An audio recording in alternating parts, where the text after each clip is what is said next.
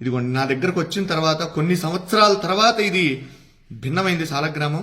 అయితే దాంట్లో సాక్షాత్ నిజంగా ఒళ్ళు గగురు పొడిచినాయండి. ఈ సాలగ్రామంలో ఉన్నటువంటి శ్రీ మహావిష్ణువుని చూడగానే నాకైతే నిజంగా కళ్ళల్లోంచి నీళ్లు ఆగలేదండి. ఇది మీ అందరికీ కూడా నేను ఎందుకు ఈ వీడియో పెడుతూ ఉన్నానంటే మనందరం కూడా దర్శనం చేసుకోవాలి. ఇటువంటి చాలా అరుదుగా కనబడతాయి. మన పిల్లలకి మనం చెప్పాలంటే ఏం చెప్తాం? ఏదో జరిగిందిలే ఉందిలే అనుకోవటం కాదు. సాలగ్రామం ఏంటంటే సాలగ్రామం చూడండి, ఇది నేపాల్లో గండకీ నదిలో ఇవి సాలగ్రామాలు మనకి నిక్షిప్తం అవుతూ ఉంటాయి, అక్కడ దొరుకుతూ ఉంటాయి. అయితే ఇది దీంట్లో ఒక పురుగు, దాని పేరు, అది ఒక బంగారాన్ని నిక్షిప్తం చేస్తుంది. దాంట్లో అది తీసుకొని వాళ్ళు గవర్నమెంట్ ఆ సాలగ్రామాలను అక్కడ గండకీ నదిలో వదిలేస్తారు. అవి కిందకి ఇలా కొట్టుకుంటూ వచ్చినటువంటి సాలగ్రామాలలో ఇవ్వండి, ఇవన్నీ కూడా అక్కడి నుంచి వచ్చినాయే.